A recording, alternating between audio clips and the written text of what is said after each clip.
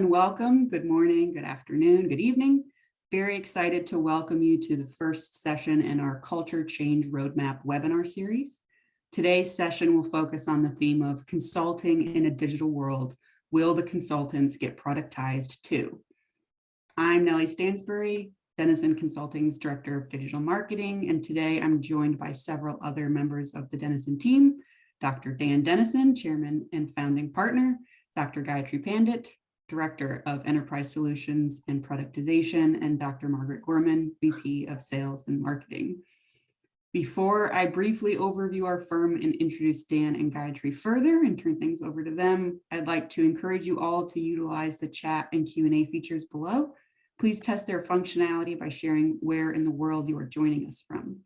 Our team will monitor your comments and questions throughout, try and answer any quick questions, but we will also pose questions to our speakers at the end of their discussion during Q&A. And while many of you are likely familiar with Denison, I'd like to now give a brief overview of the firm and what we do.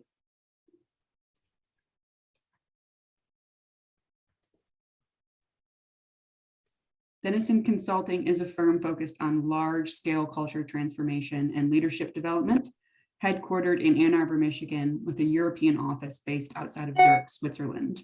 With over 20 years of experience and over 10,000 clients to date, our global reach has allowed us to do work in over 50 countries and to develop world-class research and diagnostics. I'd like to now introduce today's speakers. First, we have Dr. Dan Dennison, Denison's Chairman and Founding Partner. Over the past 25 years, Dan has advanced the field of organizational development and is one of its leading scholars, practitioners, and teachers. Dan's decades-long career as a researcher and professor has produced some of the most impactful work in the fields of organizational culture and leadership behavior. Today, Dan plays an active role in our firm in driving our research and our consulting practice into the future. We are also joined by Dr. Gayatri Pandit, Denison's Enterprise Solutions and Productization Director. Gayatri brings 20 years of experience as an organizational development consultant, researcher, and practitioner.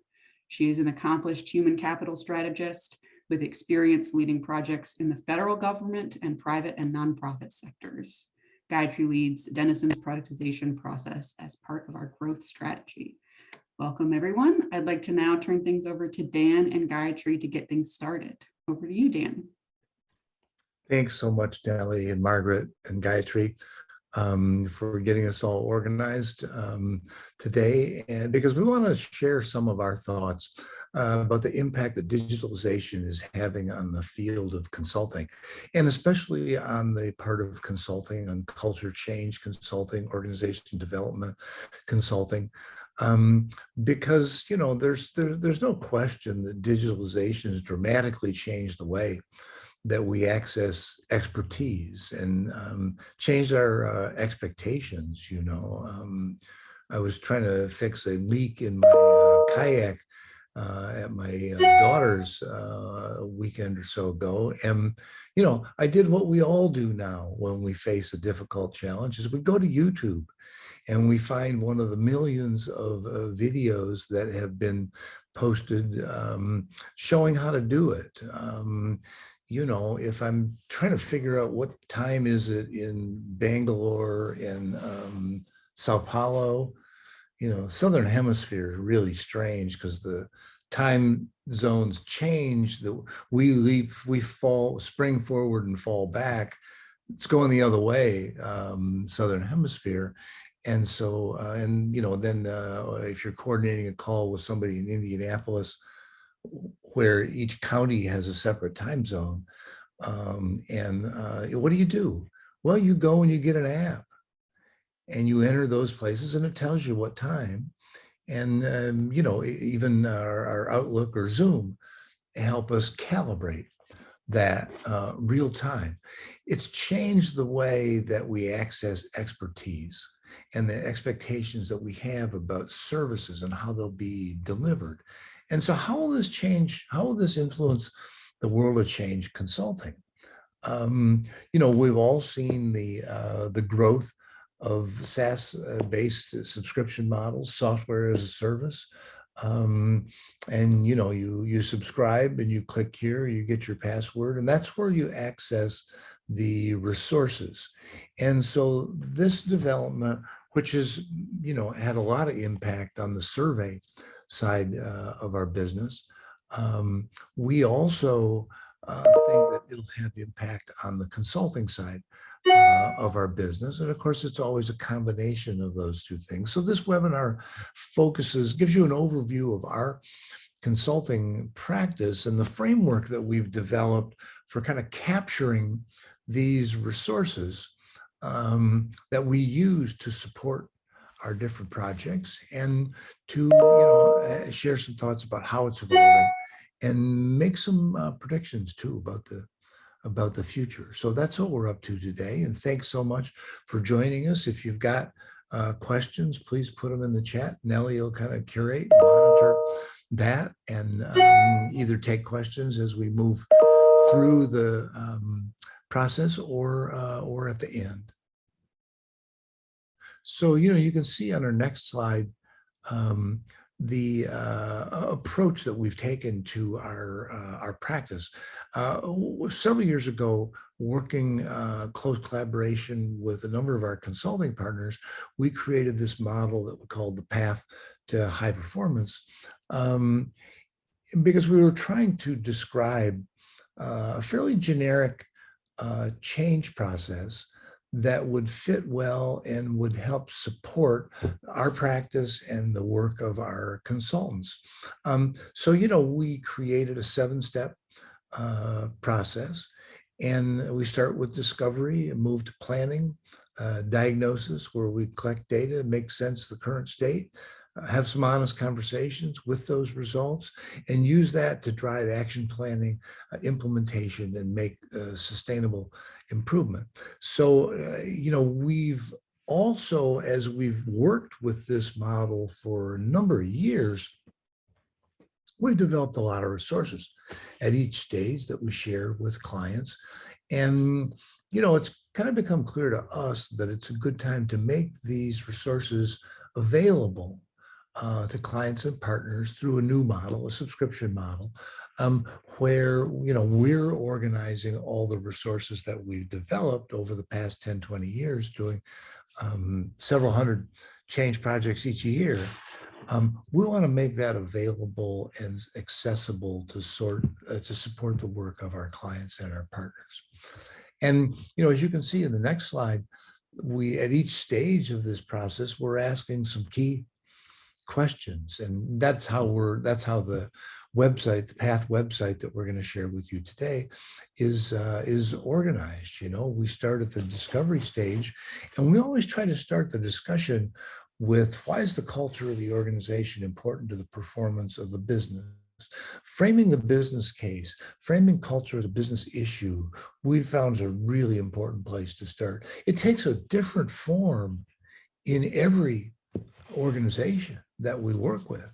It's always a different version of the same story, and it's very important to see what that is from the beginning. Open that up for discussion with the leaders, and we move from that to planning, where we focus on how we can ensure effective, sustainable culture development, to diagnosis, where we do an analysis of the organization. We collect some data, some survey data. We use our culture survey, our modules, all the tools that we've created, and we use those to create a set of honest conversations. And those are, devoted to creating a common understanding of the results and clarifying some reports for some priorities for action. Action planning comes next, because if we don't translate results into thoughtful action, then we don't have much of an impact. And the impact is always one of the key things that drives our business. And then the next step is implementation. How do we execute the actions? What are we learning as we go? And finally, sustainable improvement means going back and paying real attention to what stuck and what made a difference and what had an impact. So that's our overview of the process. And if Gayatri or Margaret, Nellie, if you want to add anything to that, that's great. But we can also just go to the webpage, Path to High Performance. And I don't know, Gayatri, do you want to make any comments that you'd like on the front end here and then give us an introduction to the website? Thank you, Dan. Yeah, so the path to high performance, as Dan mentioned, is the Dennison approach, the methodology for transformation based on the Dennison assessments. The information included in this website is, as Dan mentioned, our response to the requirements of the digital world. We have created this path as an interactive interface to help our clients see the transformation process, to help to give them almost a roadmap with tools and guidance and templates that they can use to own some of the process, and that we can also help them with and provide a platform for that consistent understanding of their needs, of the materials that they want to work with, and the experience that we bring. So it's as you see on the website, it's a click interface. We start with each phase has its own set of data, it's a set of documents and templates. And let's start with the discovery phase, and we will share information about this interface. Dan, did you want to explain this? Sure, thank you, Gayatri. You know, each stage of the process, we, kind of divided our resources into three categories. How do you get started? How we can help, what the resources are that we have, and then what some of the common deliverables are at that stage. At the discovery stage, it's important to build the business case for change. It's important to understand what's it mean, what's the important aspects of the culture, and this can vary a lot. An organization that's moving from a product business to a service business has one set of mindset changes that are really important. An organization that's struggling with remote working and how do they create a virtual workforce, or how do they create equity between the people that are still on the job on the front line and the people that are in the office. There are a new strategy and the implementation process. All of these make us think about, why is the culture of the organization important to the performance of the business? And our objective in this first stage, and there's a lot of ways that we help here. We often do a set of executive interviews. Sometimes this goes in greater depth with focus groups. Sometimes we do this in a lot of different ways. We look at the strategy of the organization.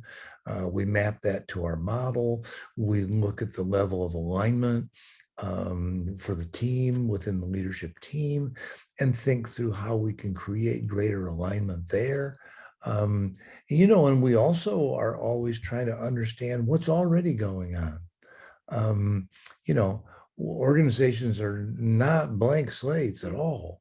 There's thousands of initiatives, hundreds of different things that are going on, and fitting our work into that is always an important part of our process.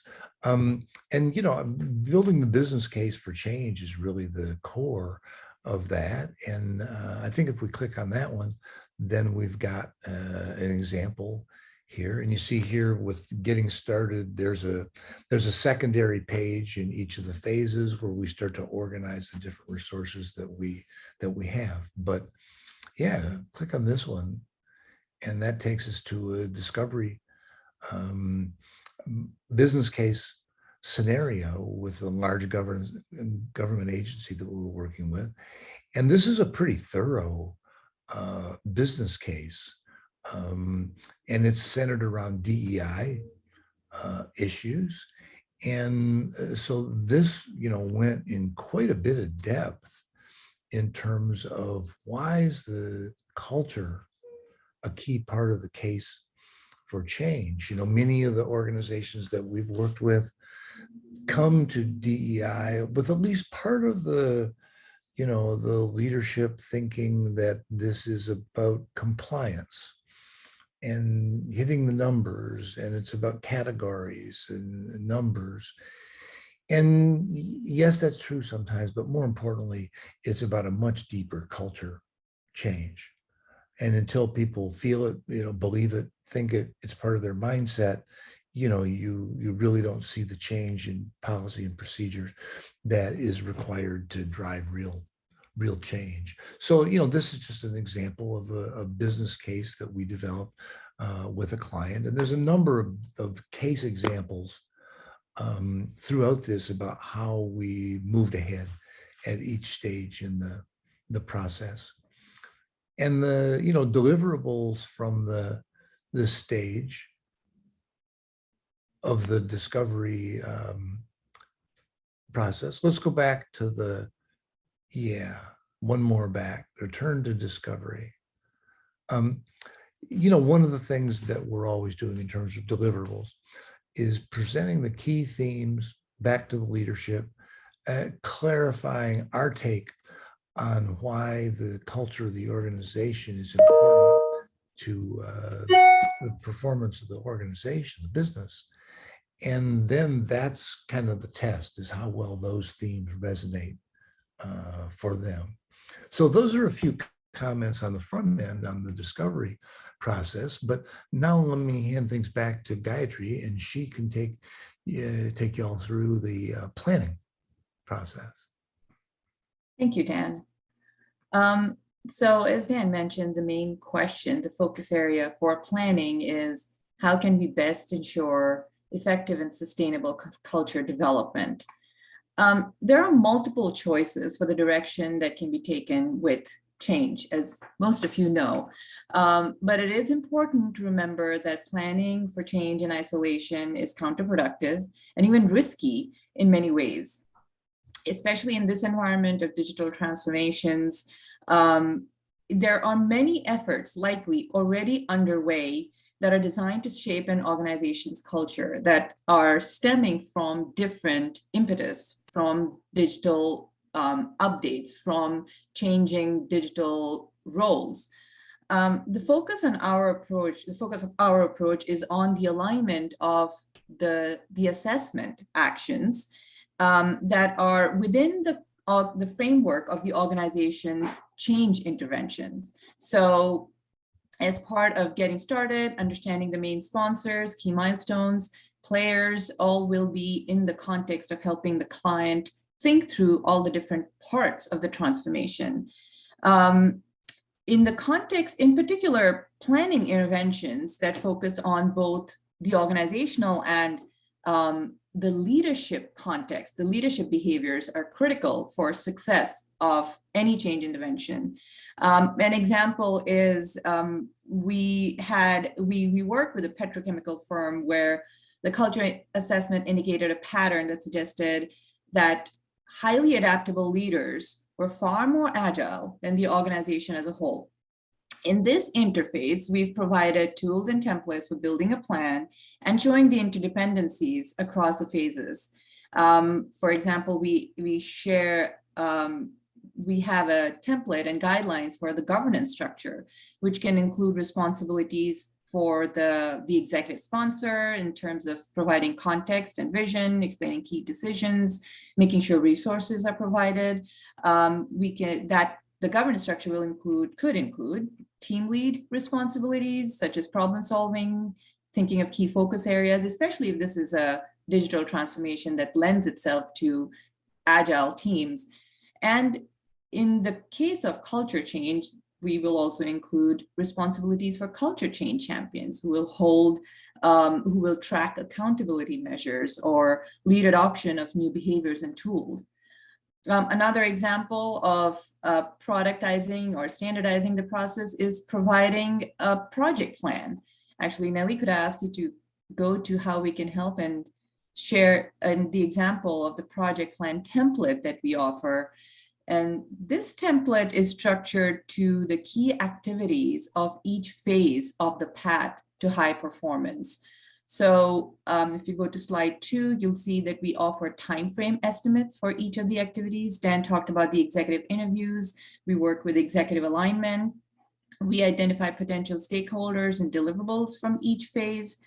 But where the consulting expertise comes in that cannot be productized is to use these frameworks for planning with the client-specific needs for customization and to help the client align the assessment effort with other culture-related efforts that are ongoing in the organization.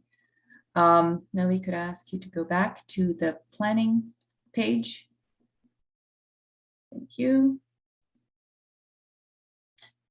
And the deliverables from this phase would be our help with putting together a roadmap for change, which would again have some standard milestones, but customized to meet the client's need, and other deliverables like the timeline for action. And we're also working on a transformation playbook that will provide the continuity between all the phases of the performance of the path to high performance and link the dependency. So for example, executive interviews will lead to insights that will help define the scope of the process in the discovery phase and the planning phase. Those will be used to align the project plan, and the playbook will then continue as the client progresses through each phase of the process.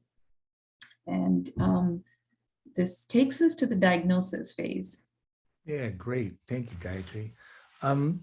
Diagnosis phase, we're trying to understand the organization's current state.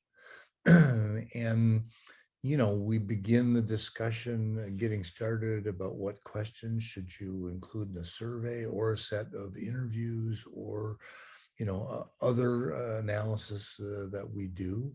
Who should be involved? Is this the leadership level? Is this the front line? Is this all of the locations and geographies around the world? Is there a rollout? Are there different phases? Is this plant by plant? So a bunch of decisions to make about the diagnosis, and as well as how do you prepare the results for presentation. You know, this is also where you would access consultants or clients would access the kind of survey platform that we're developing, where you can define the survey content. You can build your own survey. You can clarify your own, you know, demographics and your own analysis plan. And then you can acquire your own reports from the portal. You know, this part is also highly automated now. And that, you know, we think there are, you know, there was an interesting question in the Q&A box that said, you know, well, how much of the process can be, you know, accessible without consulting? And, you know, kind of made me scratch my head for a minute, because basically we're trying to put everything we know and everything we've learned here so that it's accessible. And so, you know, certainly in simpler projects, we hope, maybe a little optimistic, but that it's 100% that you can do this, that it's designed to be used that way. At the same time, there's a lot of experience that we've gathered. There's a lot of areas, particularly the first time through, where organizations need support. And so those things are readily available. We're not going to develop a business model where we give you a license agreement and, you know, you pay and we give you password and then it's kind of like good luck. You know, we see this as a platform that where we can better support both clients and consulting partners. A lot of times at the diagnosis phase, you want to start with what's the content. So if you click on the survey content button here, you'll see core survey items, the culture survey and the questions and the, different indexes here that are familiar to many of you. We'll send all of this to you so that you can access it, so that you can get familiar for those for whom this part's new. But then there's also a set of modules that cover a wide range of topics: engagement, commitment, trust, innovation. You can see the list: sustainability, digitalization, psychological safety, DEI are things that we're working on and have created. So there's a lot of choices for building out your survey. And there's a lot of different ways to use those, but those are all here, and those are all accessible. And also sampling. We use a method that's an online method. So if somebody wants to say, how many people should you sample out of a population of 20,000 to get a confidence interval or whatever, click, and you're, through to what we use for sampling. When it comes to reporting, there's a number of different types of reports.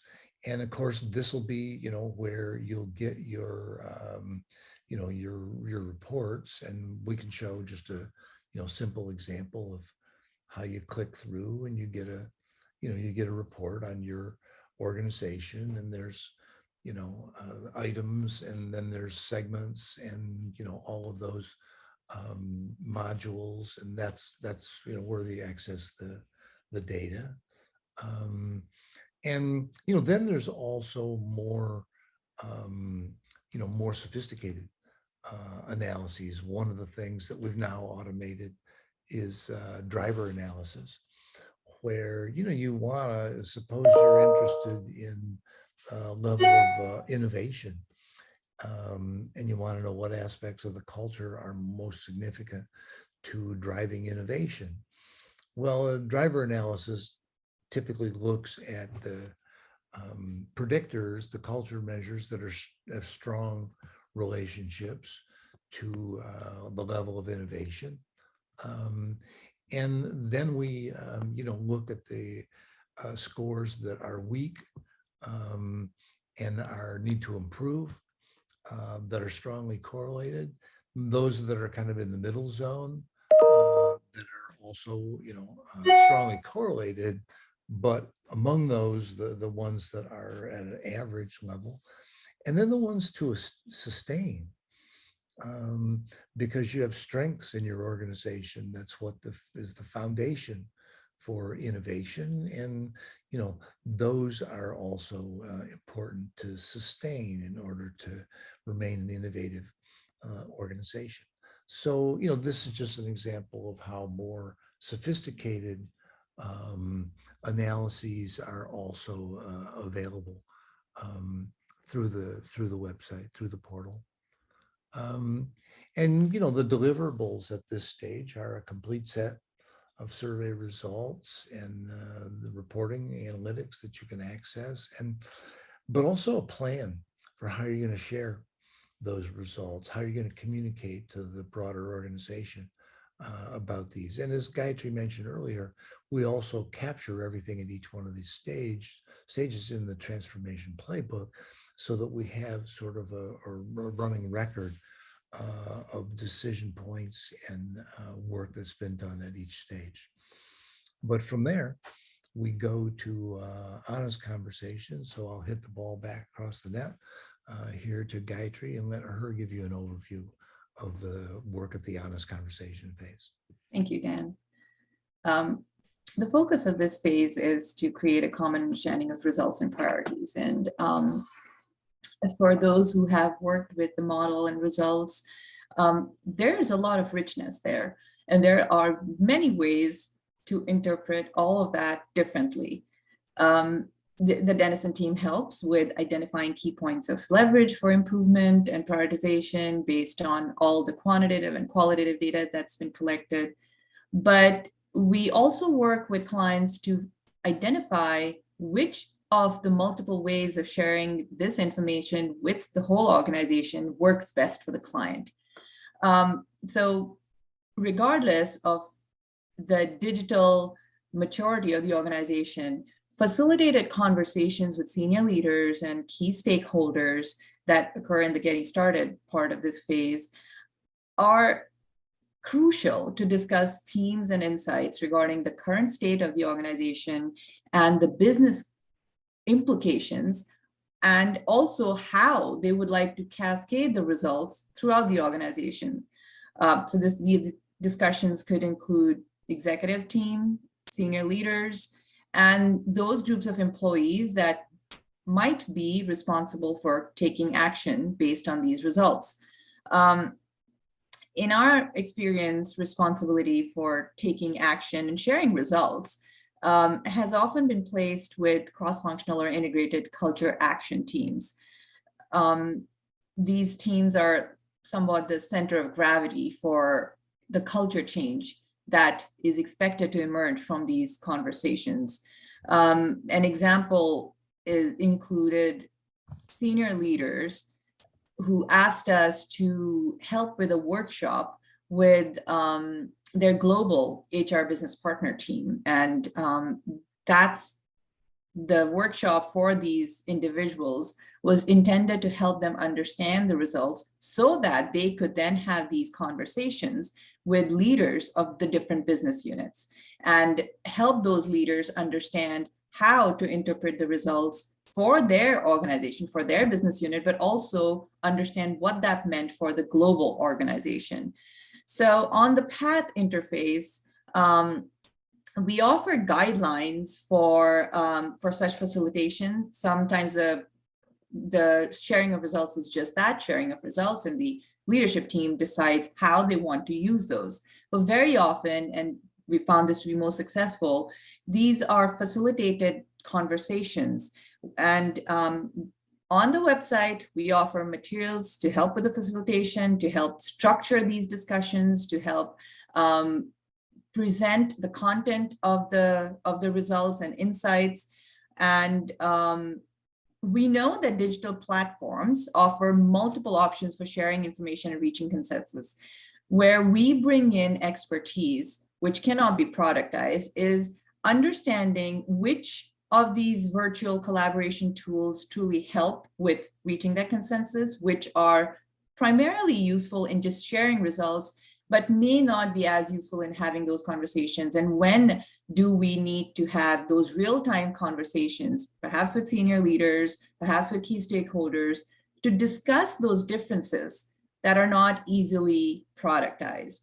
And then in deliverables, we offer the summaries of all of these conversations. What you would see what you might have already seen as we go through these phases is we're constantly reaching back and connecting the dots. And this is a benefit of having this web-enabled dynamic platform. So we talked about a business case in the discovery phase. We mentioned it, we've been connecting the dots to that in the planning and diagnosis phase. And in the honest conversation, the deliverables will include bringing back those connections to the discovery phase, to the business case, based on insights from these multiple honest conversations that have been happening across the organization. And in the interest of time, we'll not go into the different pages, but we'll move to action planning, and I'll hand over to Dan. Great, thank you, Gayatri. Action planning is probably the most important part of the whole process. Data is nice, but action that's informed by data is what really creates value. And so how do you translate the results into thoughtful actions?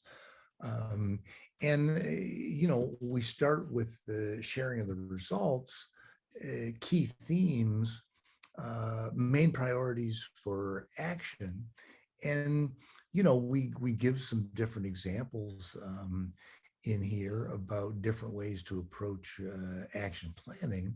And I think one of the most basic ones is that, you know, kind of the simplest approach to action planning is often with clients is to define areas that are lower than they like, they're not where they want to be, and then define specific activities, you know, to improve that. So they have a low score in capability development or customer focus, and their action plans are about how to improve in those areas. And that's good. And a lot of positive change comes out of that. I think the more powerful approach, though, is when you start to look at the combination of results. And so you find that, you know, innovation's low, and coordination is also a low score. Generally good results, but coordination's a little low, and that the sense of purpose in the organization and the, you know, the understanding of the customer. And so that's a collection of things where you really start to scratch your head and say, is there some common factors that underlie all of these where we can take one action and that'll impact all of the you know, deficits, low points in the results that we see. And we'll even draw on the strengths that, you know, that you do see in a set of results. And that's a more complex approach to action planning. And I believe that's something we always want to be working for. In one organization that we worked with that had exactly the pattern that I described, you know, they really started to look at their innovation team, one of their product development teams in a key area that was really central at this time. And, you know, they made some changes in that team because it was clear that the team's role at actively kind of coordinating the technical side of the organization with the market facing side of the organization to bring this new innovation in to the marketplace was, you know, was struggling. They needed some help. And so that level of action planning is often a lot bigger impact. And usually it's a combination of those things. One of the things we provide here are examples of, you know, good action plans that worked. And I think we've got, you know, we've got an example here of how you facilitate that process, and you know, look at the top priorities. How do they connect it with the culture data? And, you know, here you see a really weak sense of strategy, not so clear about core values, empowering the team. And, you know, then we kind of facilitate and organize a discussion that, you know, outline prioritized areas of focus for a client. And so there's a number of different kind of frameworks and templates here that are helpful as you go into the action planning process, both about how do you facilitate those discussions and what are the choices that you've made about priorities for action. So let's go back to implementation, and Gayatri can make some comments there, and then we'll wrap up with sustainable improvement. Thank you. For implementation, for change, for those of us who are change managers, we know that this is the crucial middle bulk of the change process where key issues are addressed. This is where timelines are discussed, that were discussed first in planning, and then the plans from action planning. All of that come into play, and executive support is crucial, as we've mentioned and we address in the getting started. Through the path interface, we offer templates to track implementation, to help accountability and the communication of results and progress. The challenge in this phase that cannot be productized, though, is the strong coalition that is necessary to be built to make implementation successful. We have culture assessments, action planning, and when leaders are not equipped to work with their teams and use data as the guide to make the change and keep implementation on track, we have seen implementation lose its momentum. And so a quick example, Nelly, if I could ask you to go into the how we can help, and let's look at building support and buy-in. We have helped organizations manage their implementation process, especially when there are implementation teams of managers who are responsible for working with their teams. We offer resources that help the managers share the results. We offer guidance for helping them interpret the results themselves, for helping them align the results to actions, and share information about what the culture results mean with their teams. This is just a quick example of the type of support we've been able to provide through this path. Nelly, I'll ask you to go back to the main page for implementation. Again, you'll see that the deliverables for this phase are linked to the previous phases.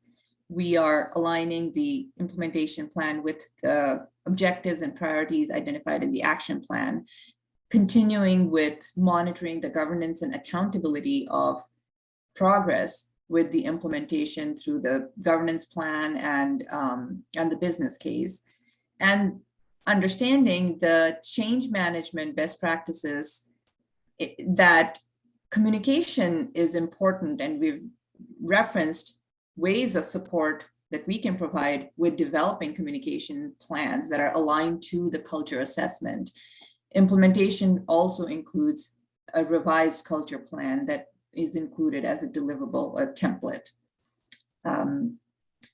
Let's wrap up with sustainable improvement. Yeah. Thank you, Gayatri. The key question here is what sticks.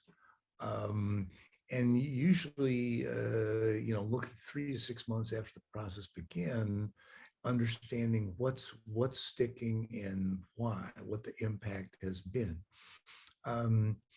You often get some surprises as you do this. We had a check-in meeting last week with a trading company, Indian-based owned trading company that trades in Africa and in Europe, globally. And really fascinating, because what's happened in the trading business is mostly agricultural products. Well, there's this war in Ukraine that's been the, breadbasket for Russia and Eastern Europe for decades, for ages. Huge disruption there.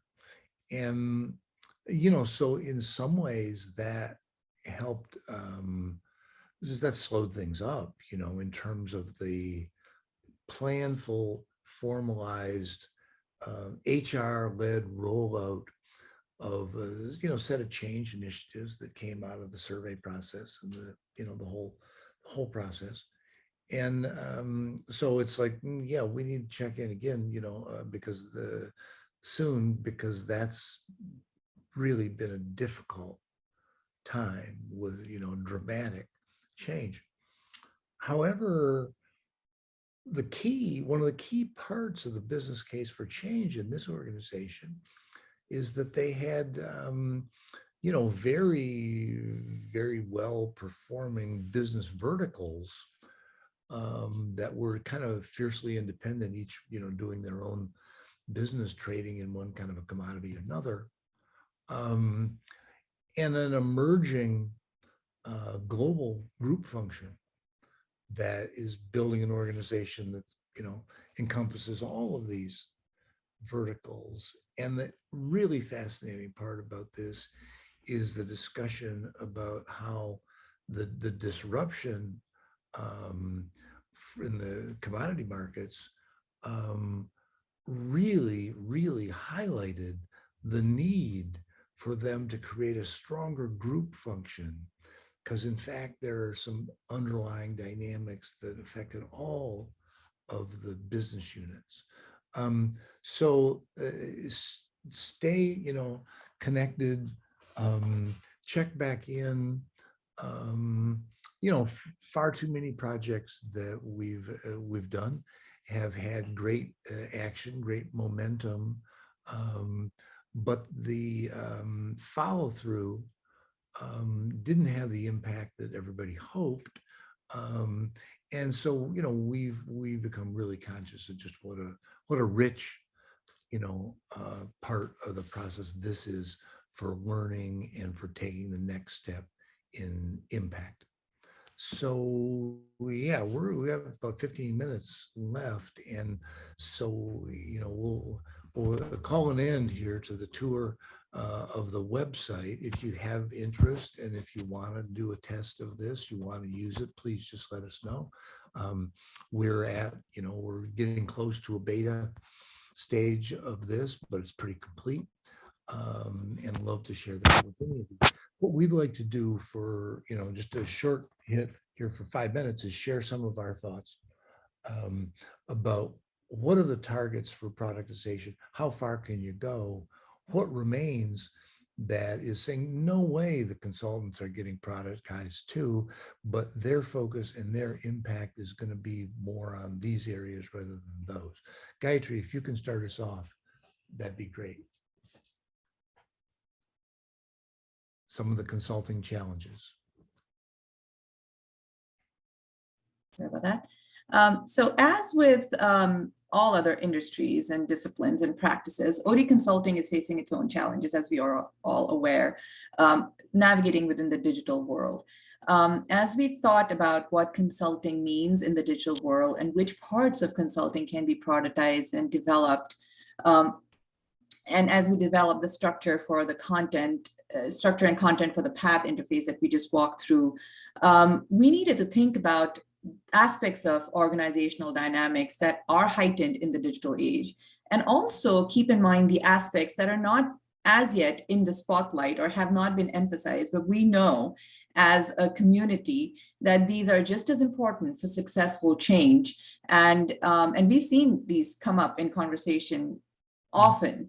So for example, we've seen a heightened emphasis on employee engagement and climate, organizational climate, but we know that these are parts of culture as a system, and strategic alignment of these aspects is important for understanding how transformation might be successful. Similarly, we know we've seen democratization of the employee experience become a crucial approach, but we also know that managers need to be equipped to work with this approach and to capitalize on how employees are leveraging this emphasis on their experience.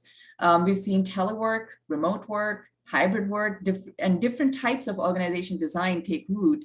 However, during our interactions with clients, we know that there are implicit struggles, and sometimes explicit, to understand how the changed workplace impacts trusting relationship, what that means for productivity.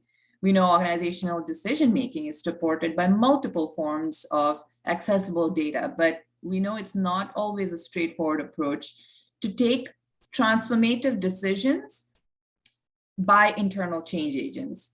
So based on our experience and based on our exploration of productization, and what we see are expectations of the digital world, as Dan said, we have some insights on what can be productized and what we might look for in the future. Great. And then just share these quickly. Gayatri and I have just finished a book chapter for a book that Margaret and David Zabla are editing on consulting in the digital age. And, we talk through with our own work that we've, talked about today, and, kind of scratching our heads about what is going to get productized and what's not. And here's, kind of 5 insights that are in that chapter. And, this is now available. We'd be glad to share that with any of you that are interested. It'll be part of our follow-up for this. And the first thing is what's the difference between training and productization? You can try, I'm being a little silly here.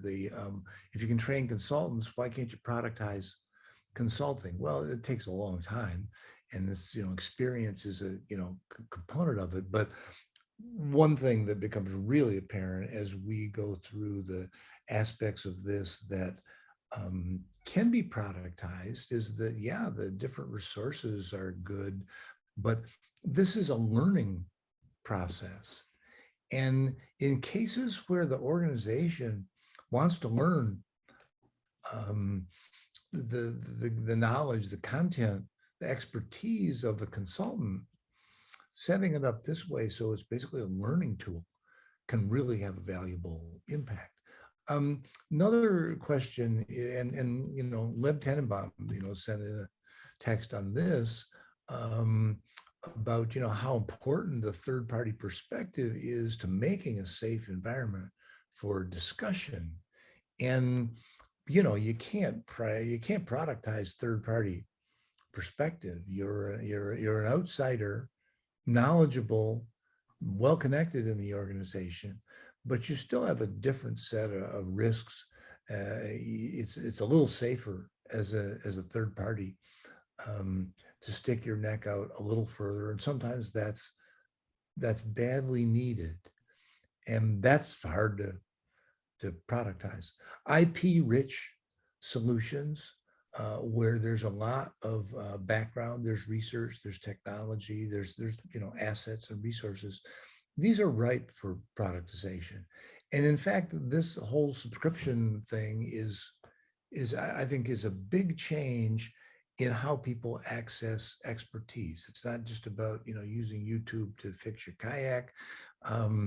It's a very, very broad range of things where you can access expertise. And so that's why we thought that this is well suited to our practice. But, the other thing is you find it's a lot simpler to productize tactics than it is strategy. Following the business case for change and a deep knowledge of the context of the organization through from start to finish, oh boy, that's not something you can productize. That using a tool that's productized a lot of the tactics may make that easier, may facilitate that, may have a higher impact. But the strategic side, the tactical side of the change project, very, very different things. And we're trying to start with the aspects of this that are the simplest to productize, and that we can share those resources as a common base to work from. And hot and cold, I mean, when the temperature is rising in an organization, being in the mode of saying click here when a fist fight breaks out, is not where we're going as a consulting profession. Quite the contrary. One of our colleagues we showed this to said, but in my work, it's always hot. That's when they call. And so, I think that also gave us some guidance. Let me stop there.